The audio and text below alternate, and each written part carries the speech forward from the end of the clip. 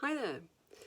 Next step of the Fandango project. It's time to put together the first step and the second step and the links between them. So this is how it's going to work.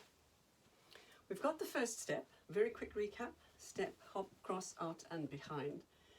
And we've got the second step, tap, hop, behind, 2, 3.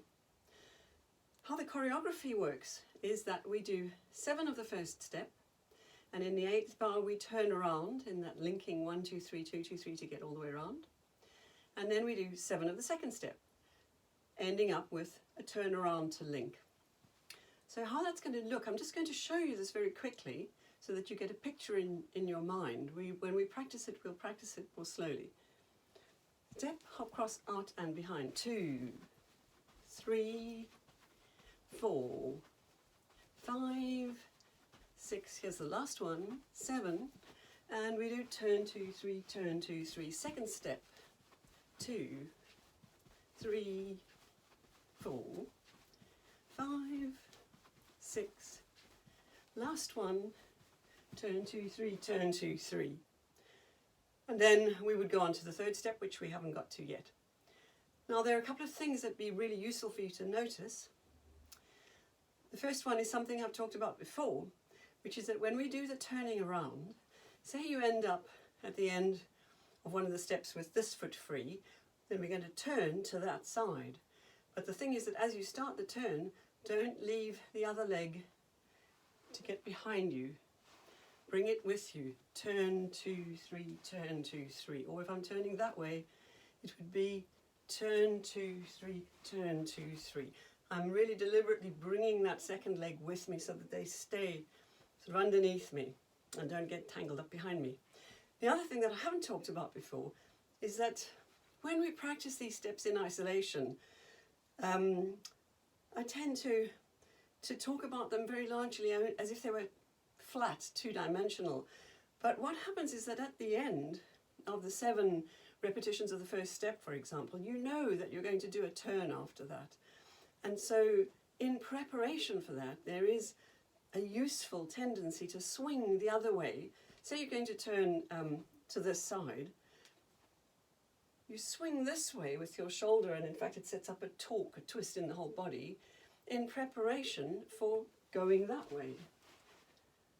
So it would be very natural, say on the 7th repetition, 1, 2, 3, out, 2, 3, I'm slightly letting that shoulder open back because I know I'm going to turn that way. Turn, 2, 3, turn, 2, 3. And at the end of the second step, when you get 1, 2, 3, 1, 2, 3, I've already done that. Look, this is straight on facing you, but here I let that swing back and then turn, 2, 3, turn, 2, 3. Don't forget you also have your arms up here, but I'm not practicing with my arms up there. So have a think about that. The last repetition of each of those 2 steps, you swing open in order to turn the other way. It'll come, you'll see. But I wanted to mention it so that you do notice that it's there. Okay, so we're going to have the slowed down version of the Fandango music played by Ben Farmer in Lancaster. I'm going to go through that piece of music twice. The first time I'm going to start on one side, the second time I'm going to start on the other foot. And I would really recommend that you practice starting on each foot so that you can do it either way. It's very helpful in the long run.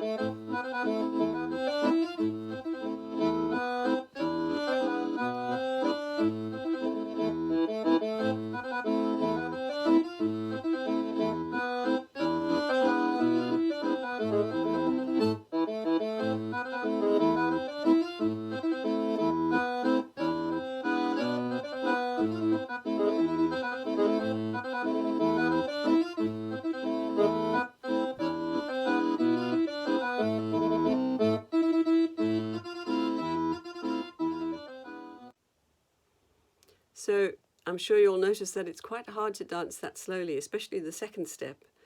You have to kind of hold it to stay with the cadences of the music. But it's just so that you get really used to the sequence of it. And then when you're happy with that, you will find it easier to dance it faster. So we'll do the same thing again now, but with the more regular speed of the music. And again, I'll do the same thing. Go through the piece of music twice, starting once on each side.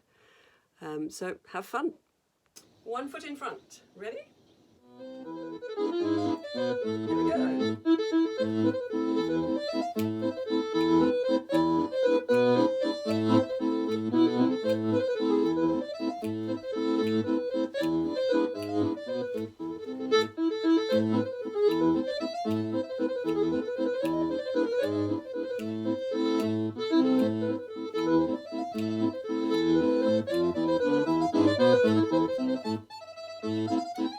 Okay, and the other side.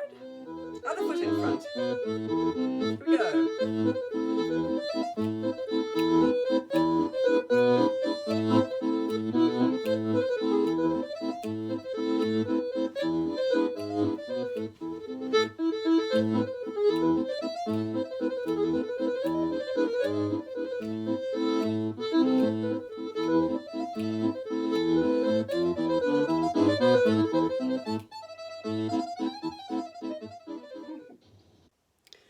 Very good.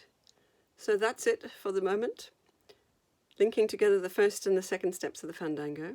Practice that, and the next step is going to be coming along really soon. Bye for now.